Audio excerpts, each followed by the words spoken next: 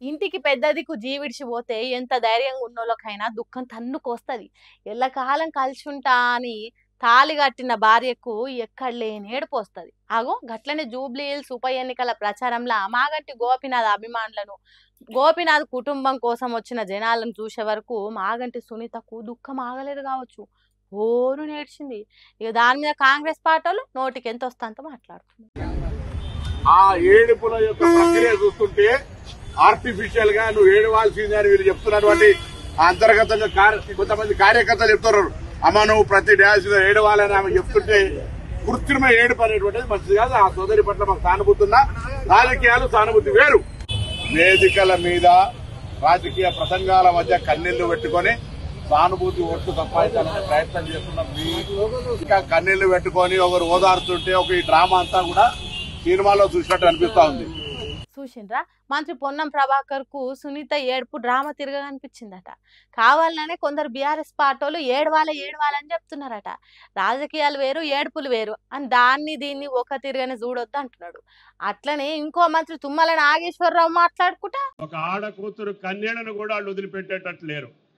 వాటి ద్వారా కూడా మళ్ళీ అధికారం పొంది ఈ రాష్ట్రాన్ని గతంలో దోచుకున్నటువంటి తీరుగానే మళ్ళీ దోచుకోవటానికి ప్రయత్నం చేస్తున్నారు. ఇక దీని మీద బీఆర్ఎస్ పార్టీలకు ఫుల్ బీపీ పెరిగింది.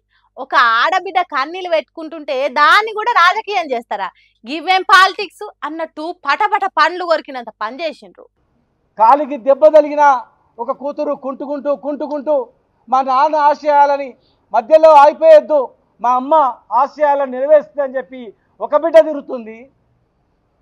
కుడి పక్క కొడుకు, ఒక పక్క బిడ్డ తల్లిని ఓదార్స్తుంటే ఆ ఓదార్చే ఏడుపుని నువ్వు యాక్షన్ అంటే ఆమె చనిపోయినప్పుడు ఎంత బాధపడ్డదో ఇవాళ నువ్వు అంటే ఆమెకు అంతకన్నా బాధతో కుమిలిపోతా ఉంది. అయ్యో నా భర్త చనిపోయి నేను బాధపడితే నా ఏడుపుని కూడా యాక్షన్ అంటున్నారు వీళ్ళు, అది ఎవరో కాదు మా కులపల్లె అంటున్నారని చెప్పి పుంగిపోతా ఉంది ఆమె. వెంటనే క్షమాపణలు చెప్పాలి. ఇక గీ తిరగ కాంగ్రెస్ పార్టీ లీడర్లు మాట్లాడిన మాటలను షీల్సి షెండాడిండు. కాంగ్రెస్ మంత్రులు ఇట్లుంటే పార్టీ క్యాండిడేట్ నవీన్ యాదవ్ చూడండి ఎట్లా మాట్లాడింది. ఎలక్షన్స్ అనేది 5 సంవత్సరాలకు ఒకసారి వస్తుంది, కానీ ఇది 2 సంవత్సరాలకు వచ్చిందంటే ఇది దైవ నిర్ణయం. మన గతంలో అభివృద్ధి జరిగిందా, అన్యాయం జరిగిందా అనేది మీ అందరికి తెలుసు. ఇన్నరా, నవీన్ యాదవ్ ఎమ్మెల్యేను చేసేదానికి దేవుడు తీసుకున్న నిర్ణయం ఈ ఉప ఎన్నిక అన్నట్టు ఎట్లా చెప్తున్నాడు చూడండి. గిట్లా తయారైంది కాంగ్రెస్ పార్టీలు అని జూబ్లీస్ పబ్లిక్ అనుకునేటట్ట చేస్తున్నారట. ఎట్లుందో చూడుండ్రి. మనిషి దూరమైందనే బాధల నుంచి పుట్టిన కన్నీళ్ళ మీద కాంగ్రెస్ పార్టీల రాజకీయము ఏందో ఏమో. అలా మాటలకు జవాబు జనం ఎట్లా చెప్తారో మనం ముందు చూడాలి. జూబ్లీస్ ఉప ఎన్నిక కోసం కడమ పార్టీలన్నీ చల్లగా తడిబట్టేసుకున్నాయి, కానీ బీఆర్ఎస్ పార్టీ మాత్రం స్పీడ్ చిన్నగా లేదు పోన్రి. ఈడికే కేటీఆర్, హరీష్ రావులు వాళ్ళ స్టైల్లో ప్రచారాలు షురూ చేశారు. ఇక ఇప్పుడు BRS fire brand trend setter mass Mallanna గదేనుల్లా పాలమ్మినా పూలమ్మినా కాలేజీలు పెట్టినా అన్న డైలాగ్ తోని అంతటా ఫేమస్ అయిన మల్లారెడ్డి కాక బరిలకు దిగిండు. జూబ్లీహిల్స్ నియోజకవర్గంలో ఇంటింటికి తిరిగి కాంగ్రెస్ బాకీ కార్డులు వంచిండు మల్లారెడ్డి. పనే పబ్లిక్ ని కూడా మంచిగా చేసుకోవాలనే పనిలా అగు మల్లన్న చూడుండ్రి. ఆయన వస్తుండని గేట్ కాడ పిల్లగాన్ని ఎత్తుకోనున్న అయ్య సంకలకెళ్ళి తీసుకొని భుజాల మీద ఎత్తుకొని ఆడిచ్చిండు. ఇక ఫోటోకు ఫోజులు ఇచ్చినాక ఎదురొచ్చిన అందరికి చేతిలో చేయి కలిపి బీఆర్ఎస్ పార్టీనే గెలిపియాలి అని చెప్పిండు. గిట్లనే తోవ్వలు ఇంకో ఇంటికి పోయినప్పుడు వాళ్ళ ఇంట్లో కూడా ఓ చిన్న బుజ్జి ఉంటే ఎత్తుకుండు. ఆ బుడ్డది పాపం అంతమందిని చూడంగానే ఒక్కడే కీసు మనకి ఈ కల పెట్టుకుంటే ఎడవబట్టింది. అయినా సరే మల్లన్న ఆ బుజ్జిని బురదగిచ్చి ఊకోబెట్టిండు. సింగిల్ హ్యాండ్ తోని అంత పెద్ద సామ్రాజ్యాన్ని హ్యాండిల్ చేస్తుండు.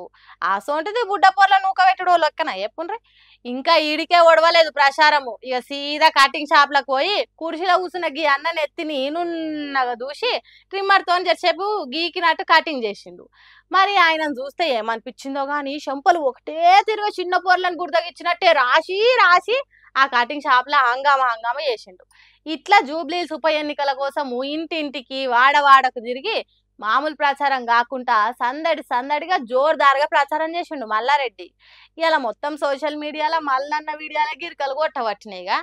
మరి ఉప ఎన్నికల కోసం గింత స్పీడ్ పెంచిన బీఆర్ఎస్ పార్టీ ఎంత దాకా సక్సెస్ అవుతుందో, కడమ పార్టీలు ఎప్పుడు ముహూర్తం పెడతాయి అనేది ముందే చూడాలి.